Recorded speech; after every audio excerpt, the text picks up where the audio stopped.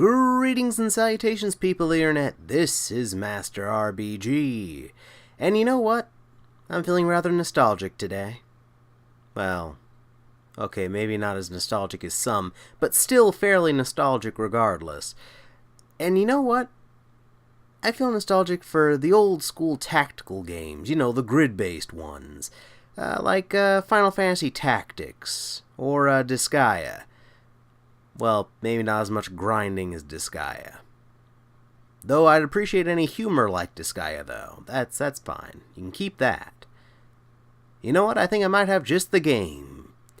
And it's Chroma Squad. Haven't heard of it? Well, you're about to. Now, first things first, in addition to being a tactical, turn-based, grid-based game, it kind of wears its inspiration right on its sleeve. Case in point, check it for yourself. There, you see it?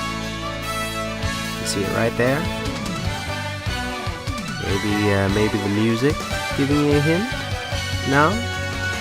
You still don't see it? Oh, alright, well, hold on. Let me make it really point-blank obvious. Hold on. Okay, there. Now you should be able to see it.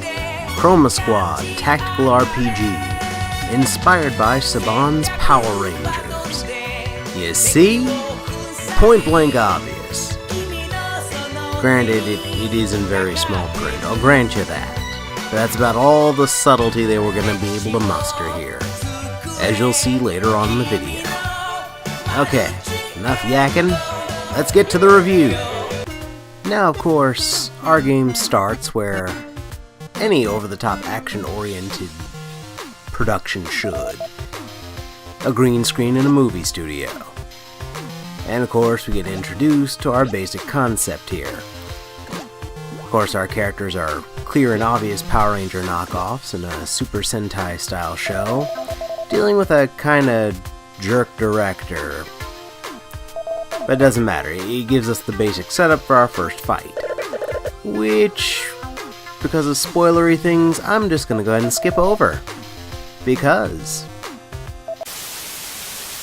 So, after a number of different tutorial missions, our characters have a falling out with the director and leave to start their own studio with blackjack and, well, okay, no, they don't actually start one with blackjack or anything like that, but they do decide to go off and make their own studio and produce their own show. Fortunately, the Blue Ranger's uncle has them covered.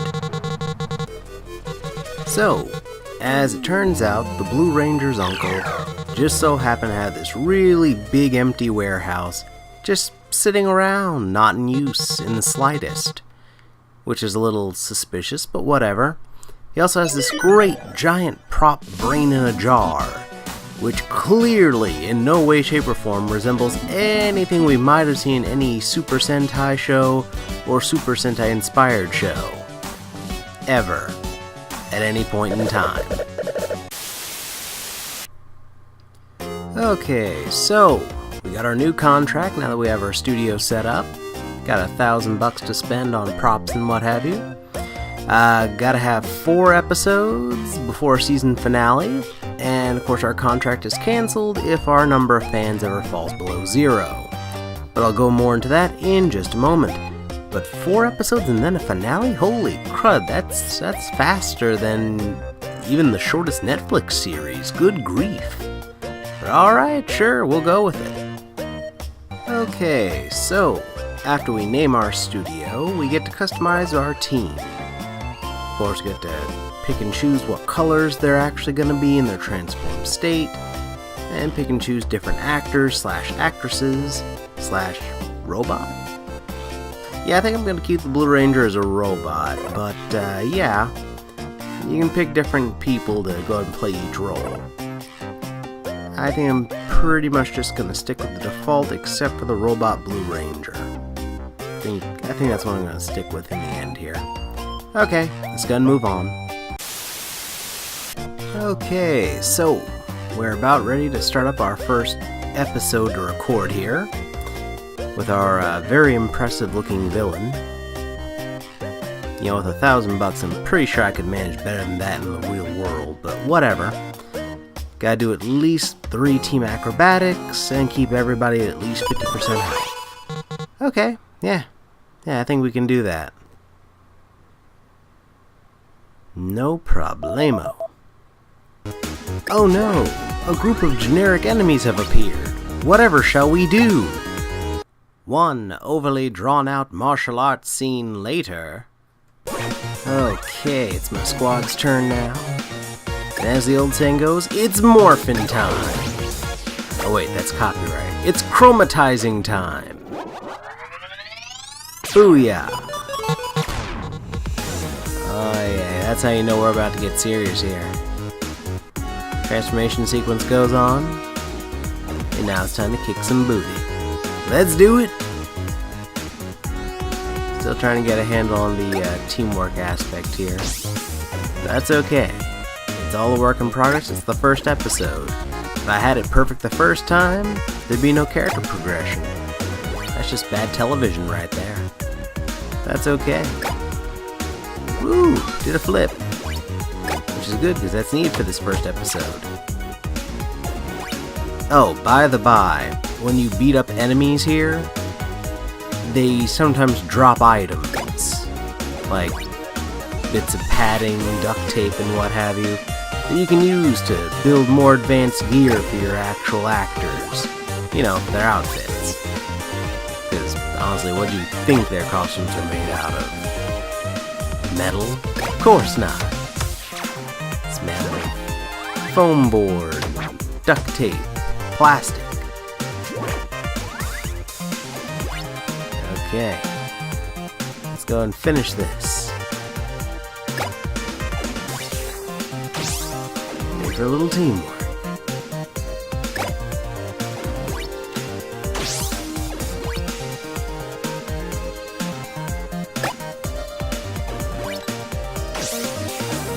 Let's see, I'm not really sure if I can get everybody to do it at the same time. Guess we're about to find out.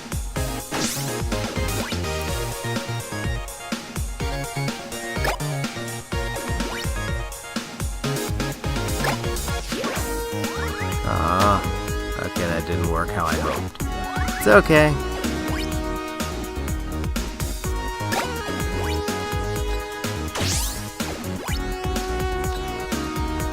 Let's just try and kick his butt as normal as we possibly can. Ooh, okay. Finishing move. Let's do it. Bam!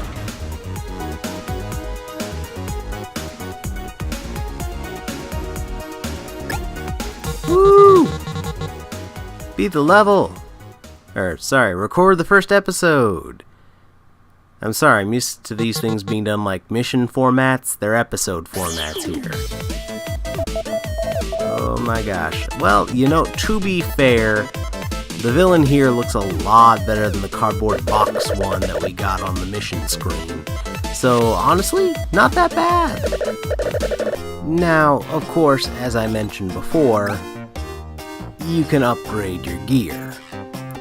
And of course, you can use the different foam and duct tape and stuff you get from enemies to go ahead and get better stuff. And of course, the more fans you get, the more ratings you get. The more ratings you get, the more money you earn per episode.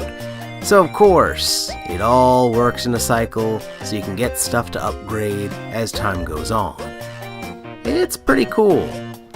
And in case you're wondering, no, this is not everything you can make. There is a whole mess load more than this. But this is all we got time to show you right now. Now, I also forgot to mention that if you follow all the director's notes, that also helps increase how many fans and how many views each episode gets. Because of course, if one of these shows came out without the required number of acrobatics or whatever that episode calls for, it'll get fewer views. Now, to be fair, the footage I showed earlier was me still trying to learn how the controls even worked. So, I do apologize for that. I got a better idea of how they function later on. I just didn't have a good idea how they worked at the time. So, sorry about that. But, again, there's a lot to this game. In case you're wondering, believe it or not, there's actually 2 different storylines going on. There's the storyline as it's going on inside the show. You know, standard typical Power Rangers fare. Monster of the Week every week. One big bad who's controlling all the Monster of the Week monsters that they will eventually face in the season's finale. Eventually the addition of another Ranger. Megazords, or whatever this game's equivalent thereof happens to be called. Sorry, I honestly can't remember right offhand what they're called. But yes, all that good stuff and so much more. In addition to crazy plot twists and what have you, there's also a B-side storyline going on, where basically the day-to-day running of the studio also has a plot going on. I won't go into details, but let's just say we haven't really seen the end of that director we saw at the very beginning. He will be back. Let's go ahead and hurry on through this bit so we can get to the part that we were all waiting for. Shall we?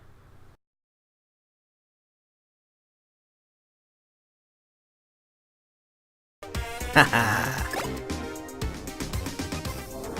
Oh yeah, let's do this. Finishing move! Bam! Return to sender.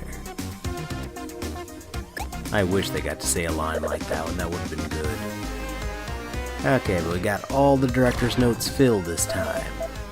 Very nice. And that, ladies and gentlemen, was Chroma Squad. Possibly the most unique tactical role-playing game I've played in a very long time. Dear Lord, I have missed this genre. I mean, seriously, without Final Fantasy Tactics, the only other one out there really is Disgaea coming out on a regular basis. Well, I guess it's not totally true. We also have Fire Emblem, thanks to its resurgence, thanks to Fire Emblem Awakening. But some variety would be nice, and this gives us that. Precisely that, in fact. If you're a fan of Power Rangers, Final Fantasy Tactics, or all the above, this is probably a pretty darn easy pickup for you. It's about $15. It's currently available on PlayStation 4, Xbox One, Microsoft Windows, Mac, Linux. Heck, it's even available on Android and iOS devices. Unfortunately, PlayStation Vita players, that version of it got canceled, never actually got to be made. But hey, still available on one PlayStation platform, that's not too bad.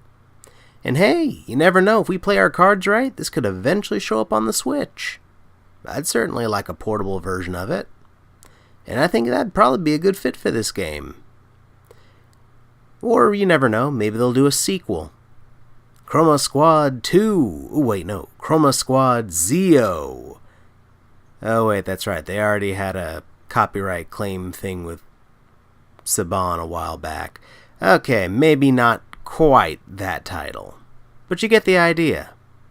Anywho, this one gets a definite recommendation from me, and I hope you guys enjoyed this episode, because I certainly enjoyed making it. If you enjoyed it, give me a thumbs up. If you'd like to see more of my nonsense in the future, hit that subscribe button, and don't forget to hit that notification bell to make absolutely sure you know the moment I post any new content here on YouTube.